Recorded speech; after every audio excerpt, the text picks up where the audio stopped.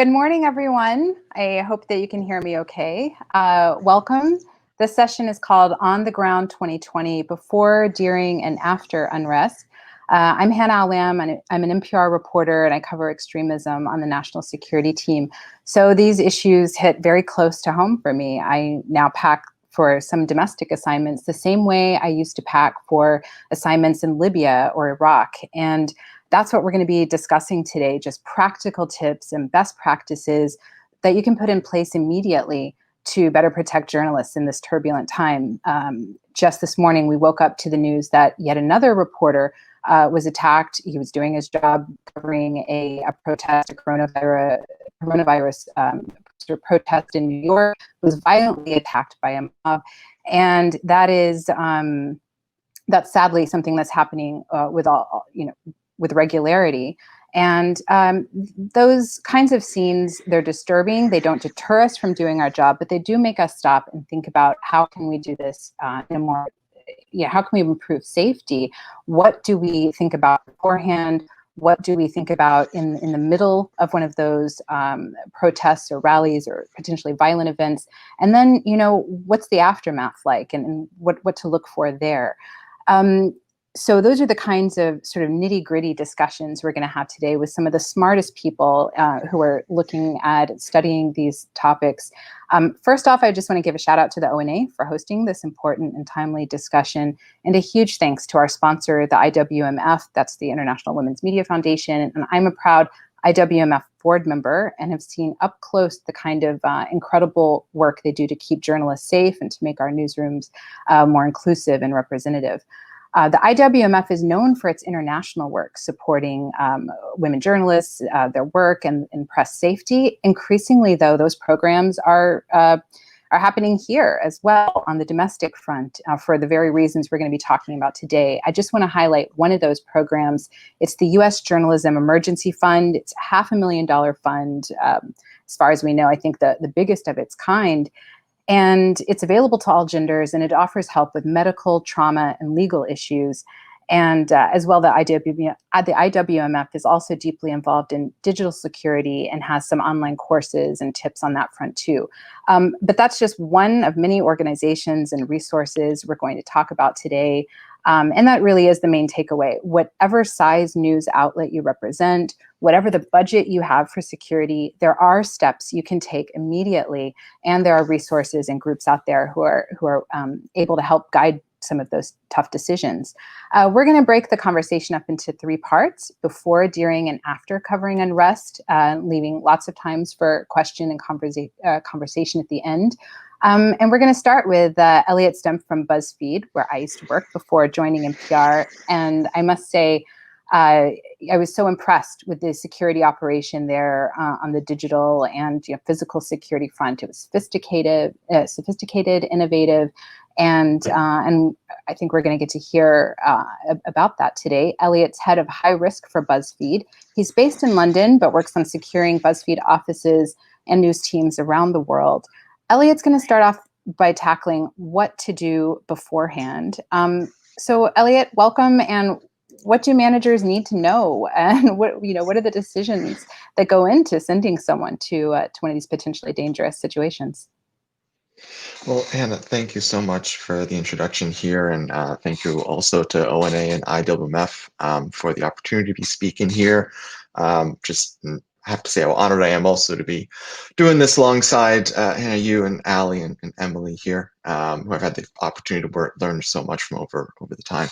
But just to get diving in here, my chat is going to be presented in three parts. The first is going to be looking at the newsroom backend, so to speak, which is those structures, processes, and resources that editors should be thinking about to enable more responsible risk-taking heading into higher risk assignments like what we're seeing in the US. Second, we'll start to look at what I'm kind of talking about as the front end, which is to say where journalists are interfacing with editors and newsroom processes to find improved ways of a lot of those relationships and management of the newsroom. And then finally, I'm actually going to be hoping to turn it over a little bit to Hannah once more, and we'll be looking at one decision that I know that she looked at in the past, which was whether to go cover some protests in Portland. And so that I'm hoping that will be an opportunity to take some of the big topics and issues that we look at in the first two bullet points for this presentation, and then kind of go nitty gritty and get less abstract. So just moving in here, the newsroom backend. So structures, resources, and training. We need all three here, starting with structure. The first thing for any newsroom, security should really be someone's job. It shouldn't simply be an amorphous topic that everybody is involved in to some degree, though it's incumbent upon everyone to take it seriously. The actual task of looking at the sorts of risks the newsroom is facing and project managing solutions and mitigations, that should really be tasked with an individual, not a reporter, but someone on the newsroom management side, perhaps an editor or security professional. The second item is similar to that, is really going to want to have an incident management team. So alongside security being someone's role, we also want to make sure that we have a team of folks who know they're part of that team that are going to be assembled if one of the journalists in the field encounters issues, right? And so on a team like that, you'd likely have a couple editors, perhaps the desk editor, the commissioning editor, what have you, editor-in-chief, and then ideally someone from legal, probably comms, and then maybe someone from HR as well, if you have those resources. It's great in advance to set up a chat for that group beforehand, so it's easy to convene the group if there is an issue. It just kind of helps expedite some of the incident response. And then the third major structure item, which is, it's very easy to say, which is we want to assess risks before assigning stories. For a lot of this model is pulled from the foreign reporting space, where you have a desk sending a reporter, typically getting on an airplane, flying overseas to a place that's higher risk, doing a story, and then coming back home where they're safe once more. That kind of life cycle of a story, it's quite easy to build a risk assessment into it. You do it at the beginning before anyone gets on an airplane.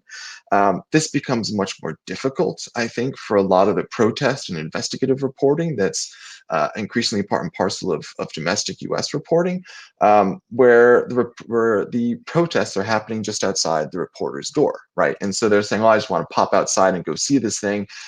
It's going to be incumbent upon editors to find ways to build that risk assessment into that process when things are going to be moving very quickly, and that there is very little sort of barriers to entry, so to speak, to the story. Thinking about the resource, oh, excuse me, one more item on structure is who decides. And this is when you're looking at higher risk decisions, who is going to be the one that's going to be responsible for making the decision? It's important, it's clear in the newsroom who has that. It typically shouldn't be the journalists necessarily, though they're obviously part of the conversation, but we certainly want the newsroom, the editors, to be taking responsibility and ownership for what's taking place in the field. On to Eliot, can I just ask you please. on that, Yeah. on the who decides? Yeah. When you say it shouldn't be up to the reporter, it should be up to the manager. So what do you mean? Is this is the decision before you involve the reporter in it? Like, are we going to cover it at all? Not, are you specifically comfortable covering it? Right? Because obviously they would be involved in that. Sorry, yeah, absolutely. So the idea on this is that we want the newsroom to be cognizant of the risks its journalists are facing, right? Editors to be aware of who's doing what and being part of that decision making, right? So it's not just passed down to the journalists to be making all those decisions on their own, that the newsroom can really work alongside them to decide what to do. Does that answer your question at all a little bit? And I think that can happen in advance of the story, but also in the field itself. We want to make sure that no one is sort of their own counsel in determining what to do, especially when things start becoming more high risk and when things start moving more quickly, especially in protests. And conversely, that there's not pressure to go into a Thank you. dangerous situation. Yes, absolutely. Yes, thank you. And that the idea is that no journalist, right, should be pushed into doing something that they're not comfortable to do, right? Absolutely. And we'll be hoping to dive into that a little bit later in the front end, where I'll touch on more of that, Hannah. On the resources side, you will need PPE, right, to acquire, to have available for reporters to take out. That's going to include things like helmets, body armor, respirators, eye protection, certainly PPE for COVID as well, so masks, perhaps N95 masks. Some of this equipment a reporter can individually procure. Some of it is more difficult, like body armor, where having a newsroom reaching out to reputable providers is a key step. And you also want to be taking a look at what sort of rating some of the equipment has. I believe that Ali will be going into that in more detail. Second on resources is, what is your newsroom's insurance policies like? You're going to want to just look at the fine print and see what the exclusions are, to make sure that you're clear about what's covered and what's not, and who is covered and who isn't. This is generally more relevant for foreign reporting, but definitely take that time and really sit down with the policies. Connected to that is considering about what sort of psychosocial support is going to be available for journalists, right? So if we're sending folks out to cover traumatic stories, they themselves, of course, may experience some of that psychoemotional trauma from covering it, and we're going to want to know, what resources do we have there in advance, and not have to kind of figure that out once reporters are coming back and we're starting to get the sense that folks need more support than they currently have. I believe we'll be touching more on that as well with Dr. Emily Sachs later in the seminar here. And then finally, on the resources, strongly encourage newsrooms, particularly for protests, to be getting lawyers, right? To identifying people who can help your reporters out in the field in the event that they are arrested. I know the RCFP has a great legal defense hotline, which is a great starting point, but certainly if you have counsel associated with your newsroom, to lean into them and say, hey, do we have anyone out in the field, out in these locations that we can reach out to? For training, there are the gold standard for any kind of working in areas where there's higher physical risk is the HEAT or HEFAT course. That's the Hostile Environment Awareness Training course, or the Hostile Environment First Aid Training course. There's a number of different names for these things. There's quite a few providers in the US. I do encourage newsrooms to look at that as an option for their reporters who they expect to be covering protests.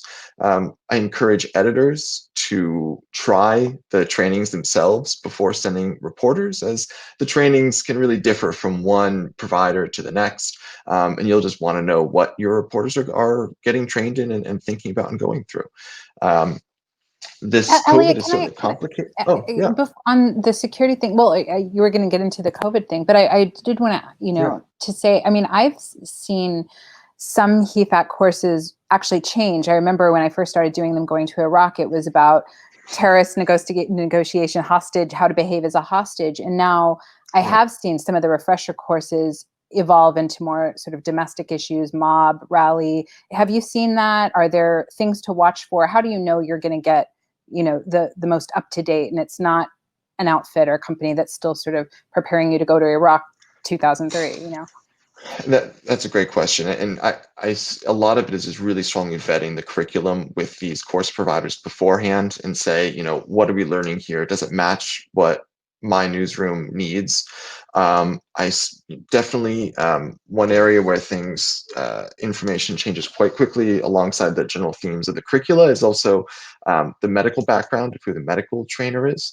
So you just want to, make sure that whatever they have is up to date.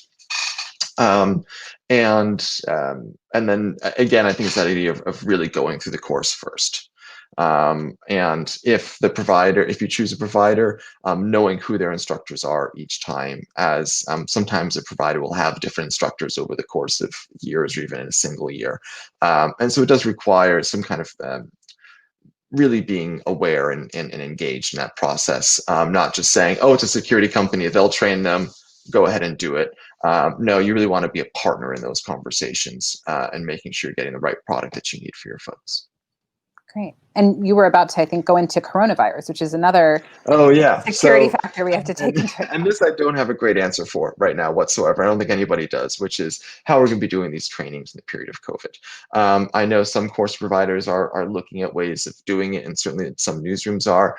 Um, uh, there are a number of providers, I think, that are trying to do some remote teaching, which is, I think, a great idea. Any training, I think, is better than no training. It doesn't get at the medical component, which I think is quite important. But that is, you could look at maybe getting kind of a look to a security provider and saying, hey, can we do like a 3-hour seminar on covering protests, right? That's certainly an option that's much more COVID safe. Going into 2021, maybe the in-person HEFAT is going to be more of a possibility. The other set of training that I strongly encourage is online privacy training. So I know that Penn does a great job here. They've got do some great work that you could reach out to. And so any reporter that's going to be going out into the field is going to be exposed to themselves, but also their online profile and who they are as a reporter. Not having taken some steps with them on privacy beforehand is really going to open them up to additional risk and danger that we can address early on, and is hugely important to address early on. And then finally, for training, really consider looking at some work around trauma awareness and support, not just for the journalists, but also for editors as well, and for working with folks who are taking higher risks.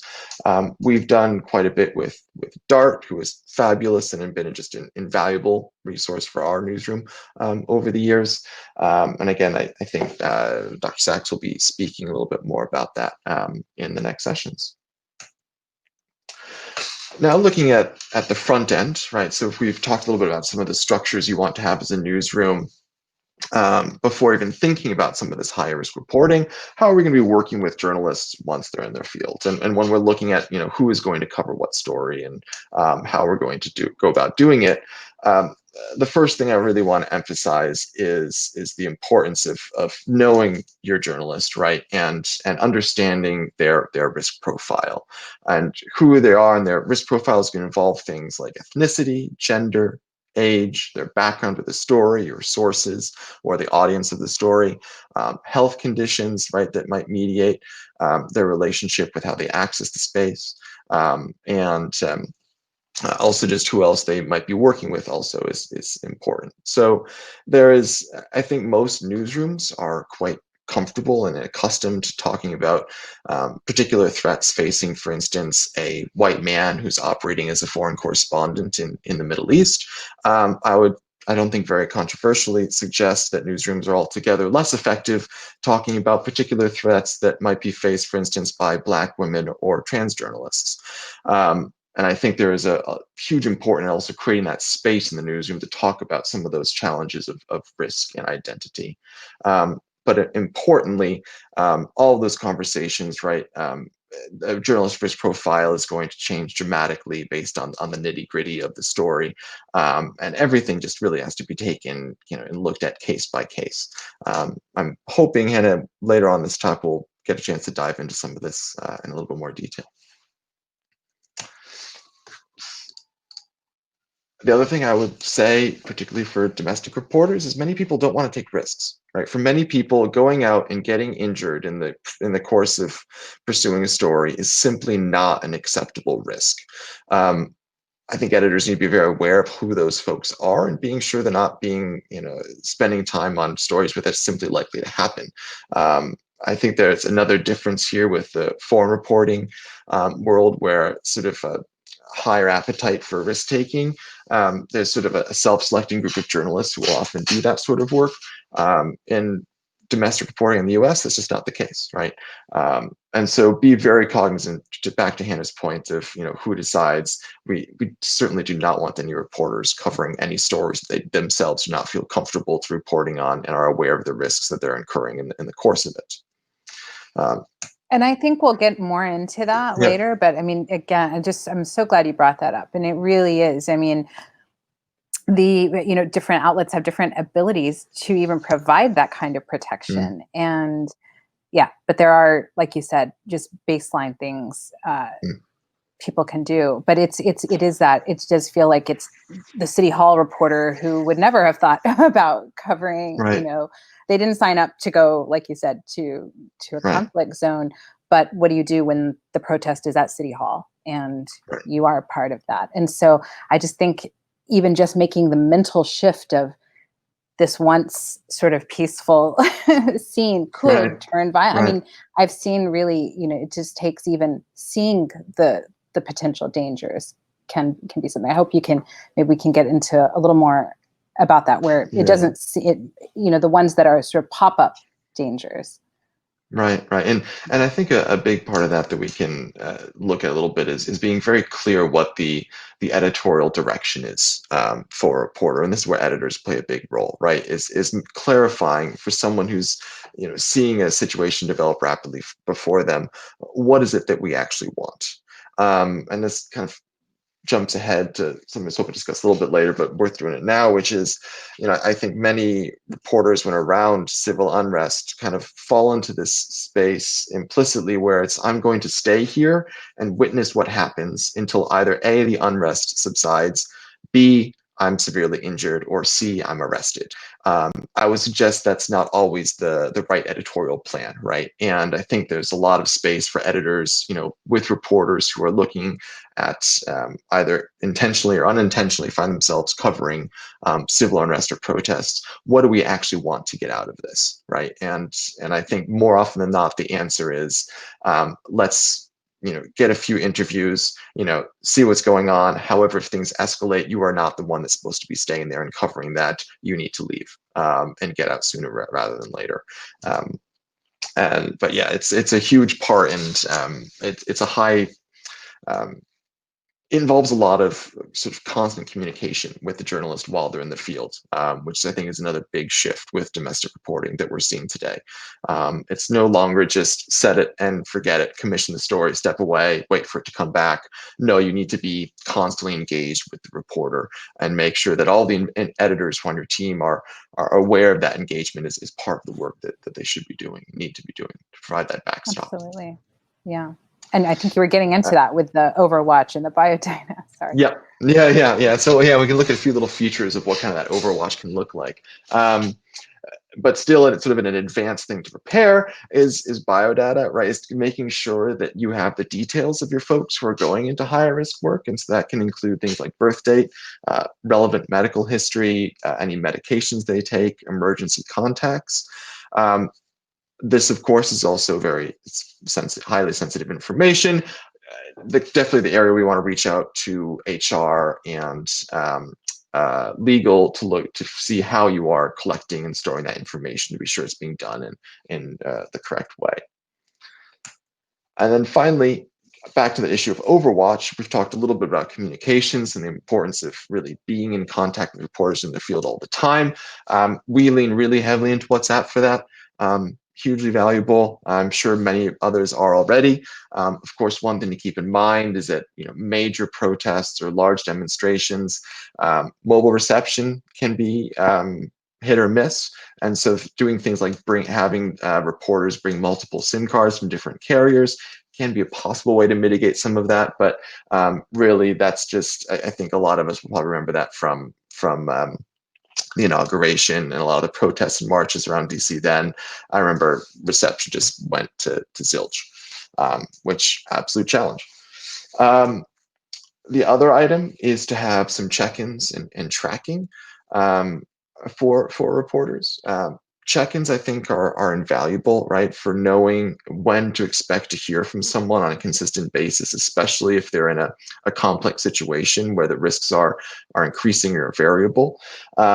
The key idea of a check-in, though, that I always want to emphasize is what's as important as having the check-in is having the plan on what happens if the person misses a check-in. I think too often check-ins are missed and everyone just says, oh, well, their phone probably died, or, they forgot, we'll just wait, and they'll probably be fine.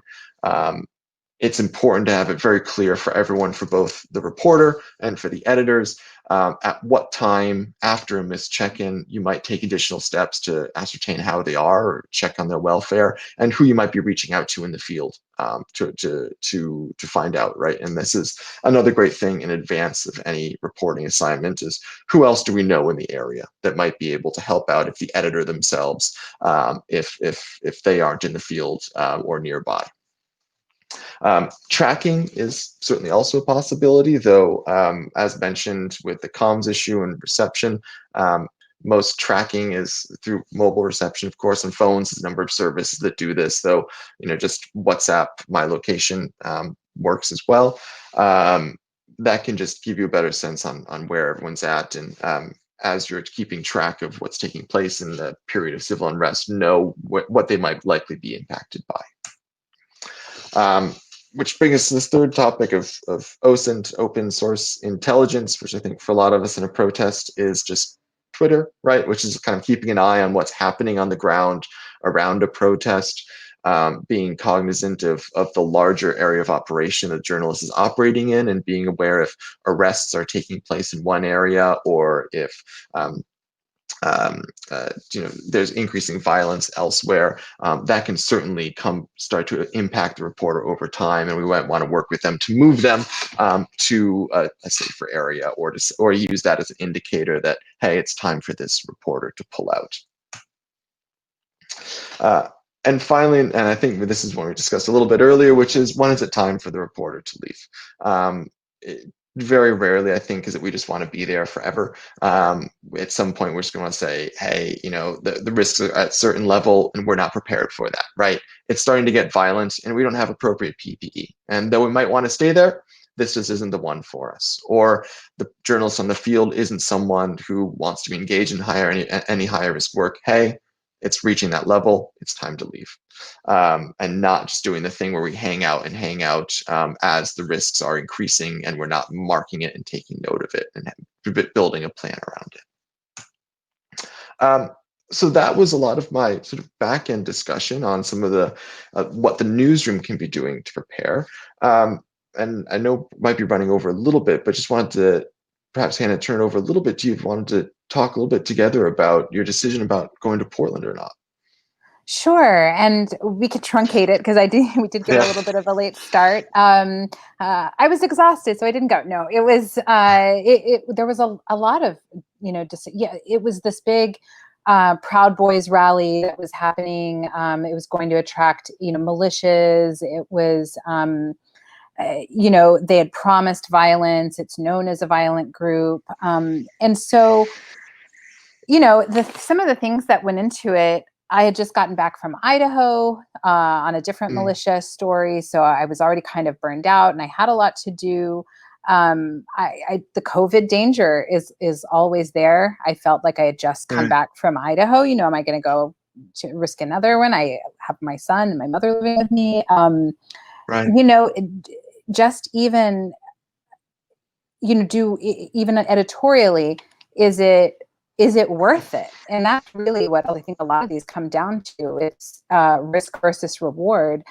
Same calculation I was making, like you said, overseas, but it's definitely, it's hard right now because it feels like tension's building and nobody wants to miss that one rally where it is going to be the next, God forbid, Charlottesville or whatever, but you don't want to be out of place, but you can't go to every single one. And so it really is tough. And I ended up not going to that one. It really was kind of a bust of an event. Not many people showed up. There were some scuffles, but it wasn't newsworthy. And thankfully it wasn't too dangerous, but it would have been a lot of expense and all of this, hassle of comms and security plan and everything before to go for an event that essentially fizzled. Now the Proud Boys were in the news the next weekend for different reasons, but so those were some of the reasons. Just sort of personal exhaustion. Is it worth the expense of this trip? What is that? Like you said, the editorial reward we could get from it. But if something had happened, or if it did turn into a giant event, I would have probably felt sidelined sitting in DC. And so we kind of ended up sort of splitting the difference, where I knew people on the ground, I was in touch with them, I had like an idea of what flights were available, and had my kit ready so that if it did blow, I could just get on the next flight and go. Yeah. And so that was kind of the compromise backup plan. What I love about that compromise you made there, which speaks to, I think, a common thing I hear that I push back against with many journalists or editors, which is, I'm just going to go, but I'm only going to be there to cover it if there's actually any violence, right? So I'm not going to bring my kit, right? I'm just going to go there to see if it fizzles, but I'm not actually going there prepared for when things get serious. And what I hear what you were doing, which is, no, I'm going there with the assumption that if I'm there to cover things when there is severe unrest, and I'm going to plan and prepare accordingly. And I think that's just invaluable. I mean, broadly, I'd say it's very difficult, right, to know what protests are going to kick off. I don't claim to have a great track record of it. I'm not sure many people do. There's some indices we look for around, presence of counter demonstrators, doing assessments of the sorts of groups that are going to be involved, how the police are responding. Certainly law enforcement setting up very strict areas and no bag rules and things like that seems to have tended to decrease the risk of there being any of as much violence, but it's really hard to make a call. And preparing for what you intend to cover, I think, is a key part of that. Absolutely. And I think now we're going to move into what to do. You've decided to go. You've made your security plan, we would hope. And yes, I think, as an essential part of that, like you said, is communications and that network that, even if we're out there with competitors in the field, but there is safety in numbers. And, I've found that a sort of little tribe forms at a lot of these things, and the journalists do kind of stick together, watch each other's backs. So that's something that, to encourage your reporters to do, find out who else is going, build those collegial relationships, because they can really be invaluable. I was at, I remember a protest in Seattle, interviewing someone in the zone, and another reporter whispered in my ear, "Time to put your helmet on." I put my helmet on just as the projectile stopped. So that really is the kind of, collegiality that you find, and it's really can be the difference between an injury and, you going home to file your story. So, okay, let's see. I think, we're not early, are we? There she is. Hello there. Hi. So, hi there. So next up we have Ali Baskerville, a freelance documentary photographer and safety advisor. Ali, you've worked in Afghanistan and other high-risk situations. What help us, from now we've decided to go, how do we stay safe out there? Yeah, sure. Thank you for inviting me to join today. Thanks to the ONA and the IWMF. And it's good to be part of this conversation, which is very relevant right now. I just want to check that you can actually see my screen. You're good. You can? Great. Okay, so I'll keep this as short as possible in some ways, because I think quite a bit of this is common sense. I think the conversation with Eliot around the preparation and sort of the editorial responsibility and the decision making about covering these events is really key and takes a lot of thought. And I think the next session with Emily is also very important, because I think you will find in a domestic setting now that you will be covering these more repeatedly than, say, going on an overseas assignment where you have one particular reporting trip or maybe a couple of stories within that trip, and then you get to come home and decompress. Whereas covering the situation in the US, you're often, as you know, Hannah, going out very regularly to cover these protests and riots and kind of events around the election. So I'll try and aim this at in different levels. So we've got the journalist who works for an editor in a newsroom who might be well resourced, but you've already touched on the fact that There are going to be some who are the town hall reporter, a local journalist, someone who may be working in the town where the next rally might be, and is being sent out to report on something that actually, in my experience, I think demonstrations are actually more stressful and difficult to report on than some of the conflicts that I've been to, because they involve large crowds of people. Crowds of people contain lots of people with different emotional states, and therefore it's very hard sometimes to predict what's going to happen next. And people do gather in crowds because of the fact there is some kind of protest or resistance, or some unspeakable act that you want to talk about, whether it's during the Black Lives Matter protests or the right-wing fascist groups that we're seeing on the rise now. So you've also got two sides, which is similar to a conflict in many cases. And as we've seen by the updates from CPJ, the attacks on journalists reporting in a domestic setting are on the increase.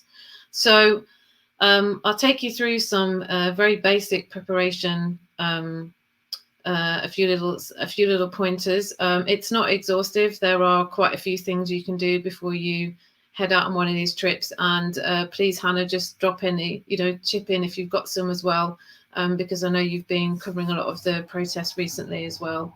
I think Eliot talked to this a little bit already, but there's an old-fashioned saying: time is seldom wasted spent on research. And obviously, when you're in the moment, most of the time we're looking at Twitter notifications, breaking news updates, etc. But before we do actually head out the door, I would advise you to do one last check on social media, because the news does move fast. So whilst you might be prepared to go and cover this, there might be a change in the context of what's happening, which may help you make a decision about packing something extra with you. Do you need to take different equipment with you? But just have a little look at what is going on before you do finally make the move to leave. And also, if you're not based in that location, use things like Google Images. Sounds really simple, but honestly, it will save you a lot of a headache when you're looking for a potential escape route when you're actually in the middle of something. But familiarize yourself with where you're going. Is it a town, a city? Is it a small area? What's the demographic of that area? What are people's political leanings in that situation? And as a journalist, you'll be already kind of on this as well. But from a safety perspective, it's also helpful for you to know,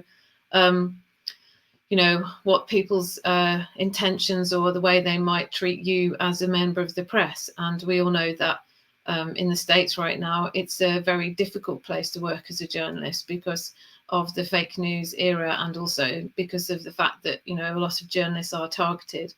And so it's kind to find a little bit more about also the town or the city itself. How do you get in? How do you get out? If you're going to take public transport, where are you going to pop up? Are you going to pop up in the middle of where the protest might actually be?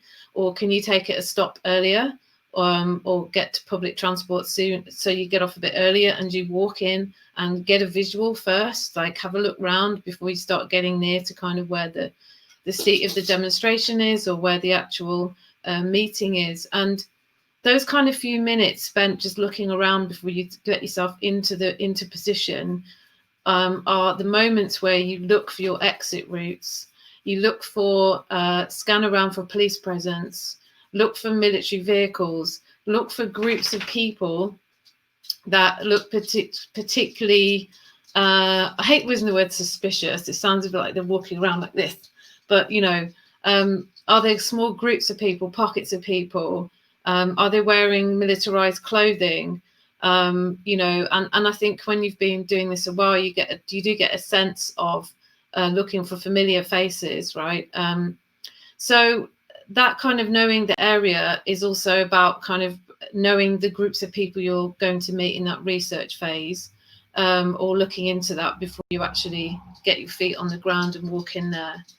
And spend some time looking at the context of what it is you're going to cover, relating to what you've already done, because as Hannah's already mentioned, and Eliot's touched on this too, do you need to do this particular protest? And it's hard. It's a hard one to call because, like you said, it might be the key one where something escalates and you want to be there. And there's no sort of right or wrong answer. But I think one thing that might be worth thinking about before you leave is exposure and how much exposure you've had to covering demonstration and protests. And I think Emily will probably touch more on this a little bit later on. Know your rights.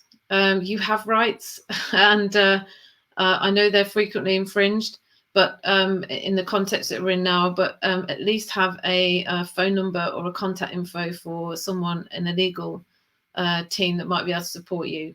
Your editor will be able to guide you on this, but if you're working as a freelancer, make sure you know this. If you remember during the Black Lives Matter movements and the protests, a lot of protesters had legal support actually in case they were arrested. So it's the same for journalists as well. And within that, make sure you have a comms plan. And we touched on the fact that you will have potentially an editor that you will check in with. And Eliot raised a very important point. Make sure you know what to do when you check in and what would be the actions on something happening. Because whilst we might have a way or a mechanism of saying we're in trouble, we need to know what happens when you say that and what's actually going to be done. So within that comms plan, I would actually, as a freelancer, make sure you've got a point of contact who's reliable, who could be able to deal with a stressful situation, who knows where the nearest hospital or medical centre is to take you to, who might have a contact info for family or relatives. So think very carefully about who your emergency contact person is and that they have all the relevant contact info. And I would suggest that memorizing phone numbers is incredibly difficult now because we have our mobile phones. But I would write at least 1 or 2 phone numbers down and carry it in like a small bum bag, we call them in the UK, or a fanny pack in America. So have something like that in what would be like a small little grab bag so you can access it quite quickly. Yeah. Ali, questions come in Sure. just on this preparation part. Where do you find reliable information on a city or town you've never visited? Yeah, sure. I have literally gone people? onto the tourism website when I've gone to somewhere I've never been to before, because, you know, it's part of the economy to attract more people to come and visit. And I've got quite a lot of information from that about the key buildings because they generally are all online and have a website. So I would look for that, and also town maps. I've been into bookshops before and got tourist guides, and they've had a little city centre map in there, and I've used that to help work out where I'm going to go beforehand, where some of my likely exit points might be, and just to familiarise myself with street names and things like that. So most of those things are open source. Yeah, like I said, the local town or city will probably have some kind of website associated to it where you can get that information from. Yeah, I've also gotten good information from, you know, trying to find who's the best blogger, who's the sort of most popular blogger, who are the activists in this town. And then, but like you said, no substitute for sort of the local news and local paper that's going to give you that real sense of on the ground conditions. So that was one that came in. Also, call someone, like use your journalism network, phone a local journalist, phone your friend, you know, who might already be reporting there. You know, I mean, I know there's the competitiveness of the news agenda, but when it comes to your safety, sometimes you'll find you might be working alongside someone who's local to the area and speak to them. That's also quite helpful, especially when things are starting to go a bit wrong. You know, I would hope that people sort of do pull together and support each other, but I'm not sure. Generally, that's what happens. You know, okay, you do see people looking out for each other in the field, but again, you can't rely on that. So you have to be as prepared as you can. Yeah. And again, a lot of this is sort of quite straightforward, but it's something that in the heat of the moment, we don't often prepare for. And when we're stressed, it's hard to start making a plan whilst you're in the heat of the moment. So having alternative routes is really helpful, and knowing your way in and out of a space. I know I keep repeating that, but it's really something that I've seen Many times when people have been under stress, they actually run into danger because they don't have anywhere else they've seen they can go. So when you're walking into a space or wherever you're going, look at alternatives all the time, because those of you who've done this will realize, especially as a photographer, your peripheral vision becomes compromised because you're focused on what's in front of you. So that kind of 360 vision can make it more difficult to notice these things. So again, this preparation helps you to kind of be more aware of that as you enter a situation, and print out a town plan if you can, and just keep it in that little grab bag. I know I've mentioned a grab bag. Most of you will have backpacks potentially. I would suggest you have a backpack and you wear it around the front, because actually sometimes wearing it on your back, people might use that to pull you down. And one of the key things about being in these situations is not being pulled to the floor and trying to keep on your feet as much as possible. If you don't need a backpack, then get yourself a sort of a small bag, something that's on your body that's hard to pull off, like a bum bag, or perhaps something around your front, because that's going to be key. Because one thing we don't know about covering these demonstrations is time. There might be a time it starts and ends, but there might be something happens that leaves you there for like 12 hours. So we need to take something with us. That means we are going to potentially be on the ground a little bit longer than we expected. So this is a bit of a long list. Please feel free to like screenshot this or take some pictures. But these are kind of what I would say are my absolute basics for covering protests. And what I want to sort of say here, add a bit of caution, is you don't need to put all of these on at once, right? There's something that happens when you start putting on safety gear when everybody else is quite passive, and it normally means that people will start directing towards you, because actually you're the person who now has all the layers on, right? So that you're almost escalating the situation by your appearance. So this comes back to kind of reading the crowd and what the actual situation is. But things I'd have available, and Eliot's already mentioned this, is having PPE, an N95 mask, or FFP2, FFP3, if you're not using a respirator. If you can get access to a respirator, great. Tear gas is being used quite a lot in these situations, and pepper spray. Again, if any of you have ever worn a respirator for any particular amount of time, it is hard work, especially on a hot day. So put that on when you start to see a change in what the police are doing, right? It's very likely the police will use tear gas, and they do use it a lot. So again, being familiar with what the police carry tactically, look at what a actual tear gas canister gun looks like. And again, this is again about reading the police and their sort of tactics that they're potentially going to use. Clothing wise, avoid anything flammable like nylon or polyester mixed clothing.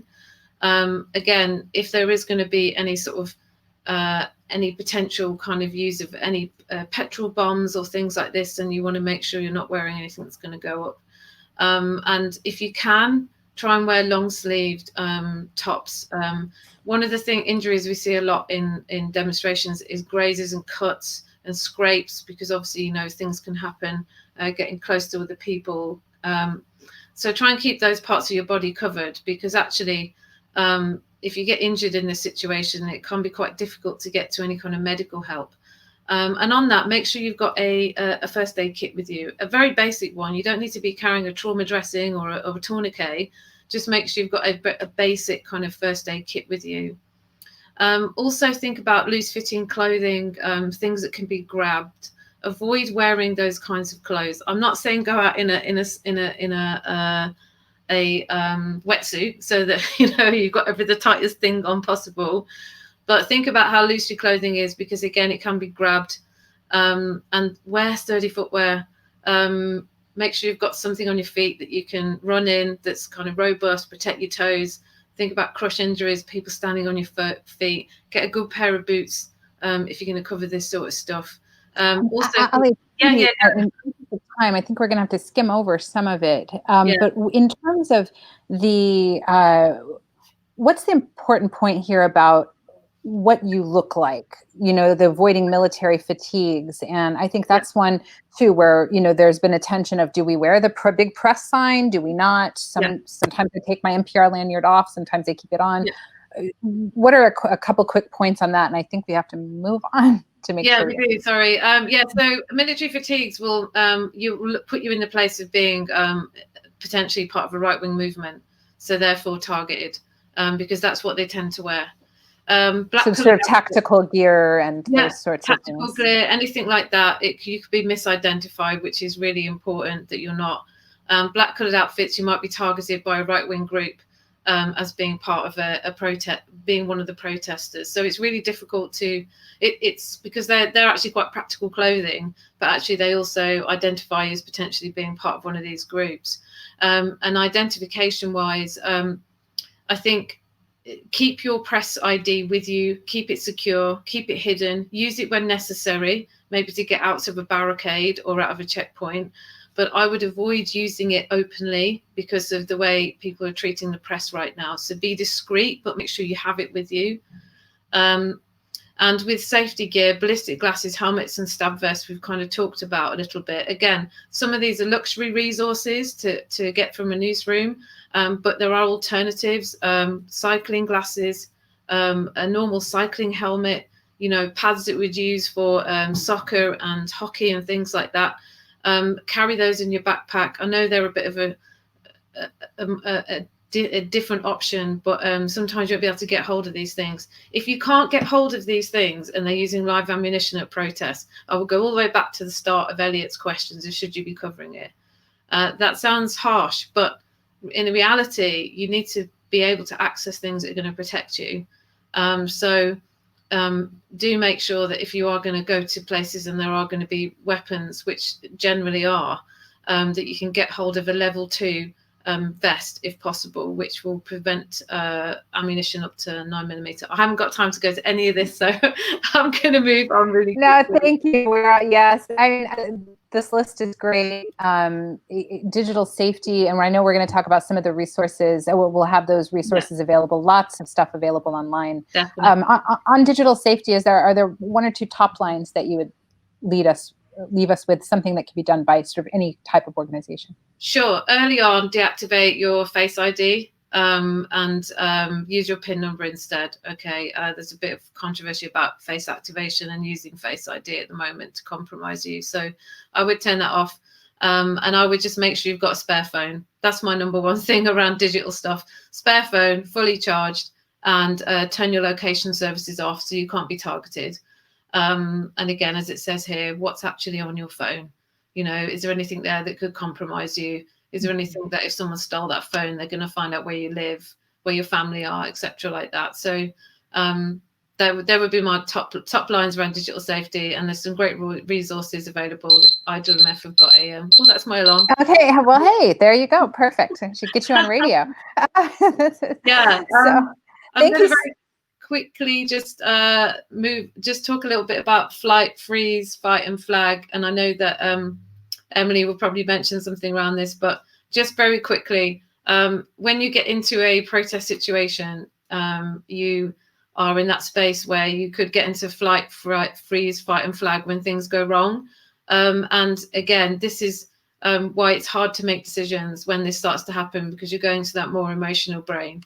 So I don't think I have time to do any of this bit.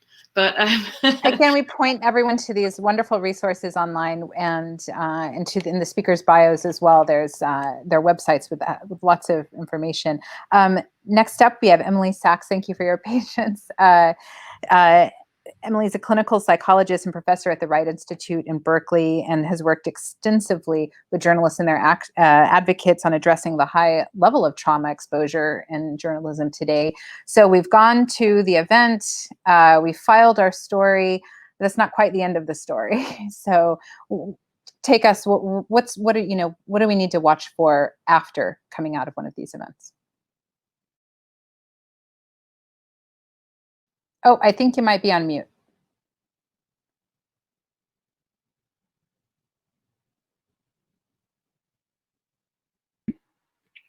So sorry about that. Can you hear me? There you are. Hello. Yes. Hi. So thank you so much, ONA and IWMF. And also, I just want to say of the speakers who came before me, I know these guys and they are really psychologically sophisticated. And so thank you so much for leading up to this, because if you take those tips, you will be 90% of the way there, especially editors, in helping your journalists with psychological safety. So that's fabulous. So there's a lot of integration here. I want to talk about sort of some tips for regaining some calm and clarity in this period of elevated stress that has no end date. And some of that is for after these tough assignments, but kind of sprinkled throughout. So, you know, I couldn't describe 2020 without an obscenity, so I settled for an understatement. The point I want to make here is that our research on journalists shows that that journalists are resilient compared to the general population. So that's the good news. The research also shows that journalists are not immune to trauma and burnout. And we are hearing that people are experiencing, you know, malaise, frustration, a lot of worry about the future. And this is only normal. I'm not going to talk a lot about the dynamics of trauma and stress right now. The point that I want to make is that there are a lot of layers of stress in the situation right now. And I'll just take the example of California where I live, but this applies anywhere. You know, you have coronavirus and maybe you're grieving loss of someone you love.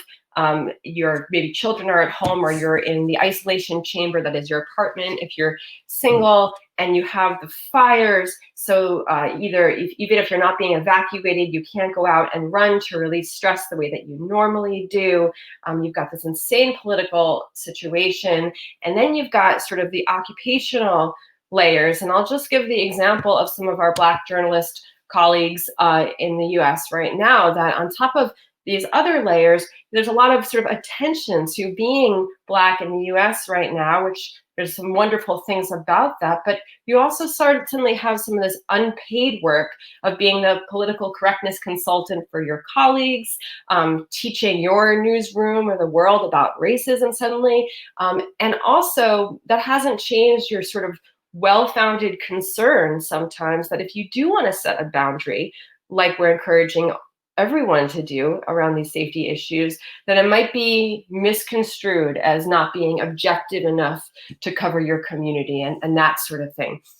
So there's all these potential layers, and then you face potential danger or exposure to somebody else's extremely distressing story, or other types of trauma exposure, right? And so the way I kind of think about this is like, it's like a cup, and journalists have a rather large cup, and it kind of gets filled with the liquid of stress and trauma exposure. But with this large cup, you're usually able to sort of tip some out. You cope very well. But when it's this full and we add some more, like intense trauma exposure, we can get overflow. And that is normal. That is not weakness or lack of resilience. So the problem with all of this, your nervous system basically doesn't get a break to recover and regain some homeostasis. And that's sort of what I mean by this cup metaphor. And it can get worse. That's the other thing we know about 2020. So we do need some mental health survival tools. I want to talk a little bit today about how reporters can calm your nervous system in moments of real distress so you can keep making good decisions, and also some psychological resilience tools before, during, and after a tough assignment, and hopefully get to talk a little bit to managers about how to add just a little bit of support to what Eliot already talked about. Okay, so let's get to what helps. I'm going to start real simple here, sort of if it's good enough for military, eat, hydrate, exercise. You have to do this for your mind. Journalists and editors alike, sleep when you can. And when you can't, remind yourself that resting your body is the next best thing to sleep. Relaxing your muscles, slowing your breath. This is part of the restoration of the nervous system that keeps you going. I think it's critical to remember that your body is your vehicle to everything that's important to you. And whatever shape it's in, it's what you've got. So take care of it so it can take care of you in this really sort of baseline way. And if your mind is telling you, let's say this is between assignments and after assignments, if you find your mind telling you that you don't have time to lie down and take a 20-minute rest, or you don't have time for a 30-minute YouTube yoga video, pause and ask yourself, do I have time to get sick? Or do I have time to work in the wrong direction for 2 hours because my mind is cloudy, I can't think straight, I can't stop crying, all of these things that are really quite normal now. There's something else I want to add to this. We're going to talk about connection and watching for isolation, but I really want to add that joy and pleasure and connection are actually really quite basic needs. And this is something that I feel that I need to say to journalists sometimes, that joy and experiencing little bits of pleasure where you can, while so important for your nervous system, I need to remind people that this is not an act of disrespect to the real issues and the people you're covering. And in fact, it's an act of defiance to oppressive forces that don't want you to report and that don't want you to thrive while you're reporting. So please keep in mind taking care of this. And I'm gonna just sort of I'm glad you mentioned that, because it feels like if you're not working, you're doing something wrong, because it is a relentless pace, and there's the guilt sets in. And then there's the smartphone. So even when you're off, you're not really off. And that's something I know I and other reporters have really struggled with, is putting, like you said, those boundaries. We only have about 15 minutes left. If there are questions out there, go ahead and send them in, and we'll try to get through them, but definitely don't want to give short shrift to this very, very important part of the mental health component to doing this work. Yes, thank you. So I just want to throw out the I question. think this is sort of a cultural aspect of journalists and some other humanitarian workers that we have to sort of work with. But that's why I say it's actually an act of defiance. It's your responsibility to take care of the vehicle that allows you to do all these things. And your brain is part of your body, right? So it is not only good and important, but it's necessary for you to do and be able to stay in the kind of work that you're doing. And pleasure, as I'm saying, is part of that. So there's all kinds of reasons that this is kind of a normal thing for a lot of journalists to have trouble taking that time. You just got to tell yourself you must, and know that your mind is going to throw out some things at you to say that you shouldn't. It's going to throw you some guilt. It's going to throw you some reasons that you have to check one more thing. It's very reinforcing to tick things off your checklist.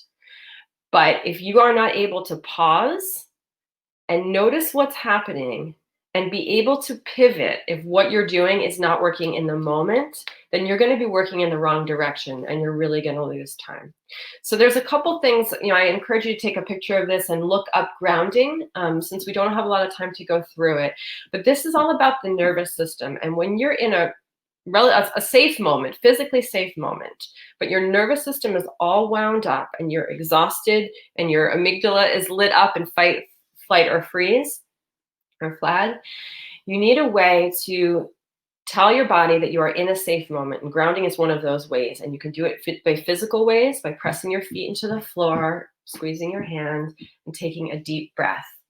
Another good technique is to look around and make a sort of movie with your eyes and collect 3 blue things or 3 green things in the room you're in. This brings your body and your nervous system back into the relatively safe present moment, so that your frontal thinking can come back online and you can begin to make good choices again. Square breathing is a technique that I love. They use it, combat soldiers use it, and it's very simple. You take in a breath for 4, hold for 4, breathe out for 4, and hold for 4. And just imagine that you're actually making a square with your breath, and begin to slow down the exhales. And this changes your physiology, okay? As does exercise, as does a little bit of pleasure. So it's really our responsibility, everyone who's in humanitarian work, to do this so that we don't let the oppressors win. That's my quick note on that. I do want to get to 3 phases of specific kind of resilience and self-care for a challenging assignment. I'm going to skip over this. And the first one is psychological risk assessment. So this really piggybacks on what Eliot was talking about. That this is something for reporters to ask themselves and for editors and managers to support. So journalists are resilient, but it matters what's going on at the moment, how full your cup is. So when I'm asking myself if I'm up for an exposure to danger or the extreme distress of others at this time, I want to ask myself these questions. Am I having recent emotional or psychological challenges? Have I had a recent personal loss? You know, a death from the virus, a crushing breakup, something that has sort of depleted and really saddened me. Are there family issues that I need to stay home for that I'm going to be worrying and thinking about and distracted by if I'm out there? Am I feeling more vulnerable than usual? Am I not behaving the way that I normally do? And do I feel physically well enough at this point? There's no magic sort of number of check boxes, but these are the things that you want to really take a moment and ask yourself. Because if your cup is almost full, you just don't have quite as much room to respond to what you're going to be dealing with. Emily, quick question on that. With your, you know, what if it's just, you know, it's not, I mean, when we covered foreign countries, often it was, you know, 6 weeks in, 2 weeks out, 8 weeks in, 2 weeks out. There was a built-in de-stressing period for a hardship post. Now we're living this. And, right. You know, you're getting to some of that, but it's, you know, it doesn't turn off, you know? So do you, I mean, you kind of have to ask yourself that checklist almost every day. Is there, how do you address that? How do you, it's when is it, it's sort of, when do you get to post-traumatic stress disorder? I mean, it's. Right. Fabulous question. And so I'm actually going to bring us back to the in the moment idea, because that's really what this talk in this moment is about. This is sort of moment to moment coping and reassessing. And my main message is this doesn't take a lot of time. It doesn't have to. We can self-assess, notice the sensations in our bodies, notice how our mind is working and whether we can think and focus, and notice our emotions a little bit. And then we can intervene to calm those things down through some of these really simple grounding techniques, through our breath, and through bringing in the humor and pleasure and those kinds of things and exercise, so that we can say, okay, I have just improved the moment. I've taken a bad moment where I'm having trouble making this decision. I've made it a little bit better instead of a little bit worse. Let me assess what I think is going on now and what my next move should be. And it's these just what I call the almighty pause, this moment of checking in and self-assessing, and then making a decision that we're going to have to be practicing constantly. I get a lot of my understanding about neurophysiology from my specialization in chronic pain. And with chronic pain, you have to constantly alternate activity with rest and self-assessment. Activity, rest, activity, rest. And people feel that they don't have time to do that initially. But what they realize as their pain increases is that they don't have time not to do that. So I encourage with trauma, I encourage reporters to do the same thing, constantly toggling between doing, breathing, and checking in. Okay, do a little more, breathe, check in. And we find that it actually saves us time. I hope that some of what comes next will also get to your question, Hannah. But did you have any follow-up on that, or does that start to speak to it? Oh, yeah, absolutely. And I mean, yeah, I mean, I'm taking a break next week because I think that on my beat, the real, you know, drama or tensions could start after the election.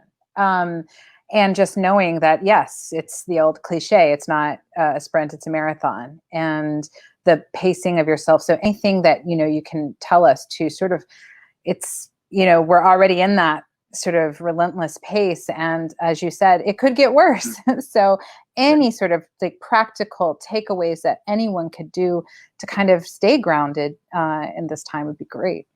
Yes. So let's focus on that for 1 minute. Let me just follow up on that. So stepping back in the almighty pause, stepping back and looking for those moments and just realizing that you need to stay in a constant alternate between doing, checking in and resting, activity, rest. And I think that you're very psychologically aware too, because that's what allows you to say, I identify a moment in the calendar where I actually could take a substantial break. And there will be a lot of times that we can't. Sometimes what we can take is an hour, and we take that hour to really change the setting and to really do something different that reminds you of your wholeness, of the whole person, and not only your occupational focus and the struggles that you're working through there. And so I often sort of talk with clients about there's the sort of there's a warrior kind of model. There's a gladiator that just goes and goes and goes through force. And then there's sort of a martial arts type of warrior who is constantly looking 3 steps ahead and moving with what's needed. And that's the kind of warrior that we need to be right now. Checking the bigger picture, taking a pause, doing what's skillful. And in that pause, replenishing with some pleasure, hopefully safe and healthy pleasures for the most part, or moderate pleasures. Replenishing the body and knowing that it doesn't have to take a big break, and you don't need to go to a spa in order to give yourself little doses of pleasure, reassurance, and connection with other people. Those things are just really important for the human organism. So let's keep going, and we'll see if this weaves in a little bit more. Because I can... Sure, we've only got just a few minutes left. Sure. Okay. So please feel free to take pictures of these slides. This is going to be familiar, and so I'm just going to skip right down to coping ahead.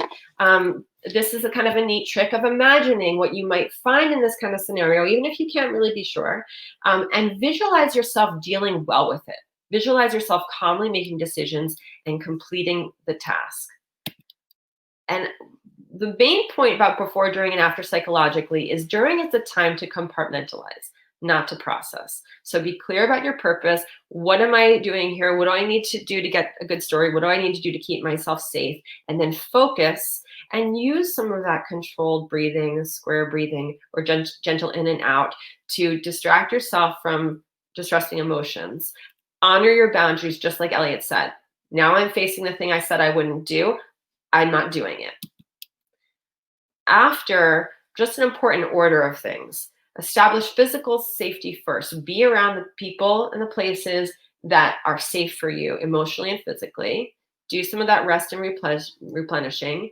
Then you can begin to reflect and to integrate what you saw and what happened. And that's at the end. Reconnect with only supportive friends, family, or colleagues. You know who gives you a support and who doesn't. And just know that it might take some time to make full sense of your experience, and you don't have to do it now. I did want to just mention for editors and colleagues alike, do give and get support. That's the main thing. Stay connected, even in small ways. You don't necessarily have to talk about everything. To send, even sending a text of encouragement to someone else is a type of human connection that feeds us. The main principles of being supportive, whether you're a manager, friend, or colleague, is number one, to just provide a calm, compassionate presence. And so that is largely what you're not doing. Don't be challenging or dismissive. Don't argue with the person's experience, and don't pressure them to take steps that you think that they should do. And once you've given that presence, mostly through listening, calmly listening, ask if there's something specific that you can do in the moment to help. And that gives the person the agency to calm down and think, okay, what could I use? What do I want? And often people will say, I just want to know you're there, or can you check in with me later? Or I just need to vent this. but there might be something instrumental that you can do. If you can do what Eliot was talking about as an editor, and make and keep a connection with a person, with your reporter, and listen to them, then you will know when they need to set a boundary. You don't need to tell them that they need to not take an assignment. They will be able to set that boundary with you because they feel safe. I know that we're real short on time, so I'm going to go quickly. We are, yeah, I think we're, yes, I think we're pretty much just about out. Is there, yes, just maybe just one line on what, where to turn for help. Yes. So the U.S. Journalism Emergency Fund was mentioned. There's also the Black Journalist Therapy Relief Fund.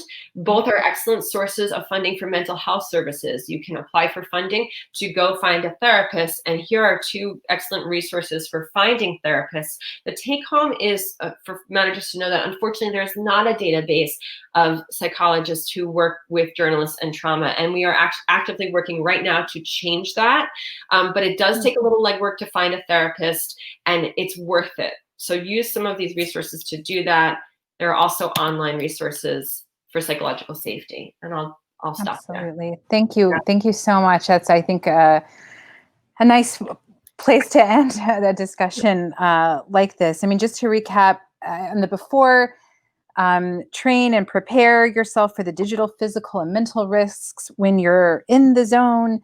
Communicate, don't isolate, check in, be situationally aware, know when to leave, respect your boundaries, and then on the back end and throughout, take those pauses, be that martial arts warrior that we just heard about, and because yes, these are issues that sadly have come to find, I think, a permanence in our lives as we cover some of these issues now. Thank you to our wonderful speakers for sharing that. There are so many resources online for all the questions that we couldn't get to today. But I think those were really hitting, some of the main points about how to do this. The important thing was not to deter someone from going out and doing this. These are our times, we have to cover it, but to make sure that you have the tools, training, and resources to do it safely. Thank you to ONA and to IWMF, and first and foremost to all of our speakers for sharing their insights. Thank you, and thank you for watching. I appreciate it. I'm gonna go do square breathing now and get on with my day.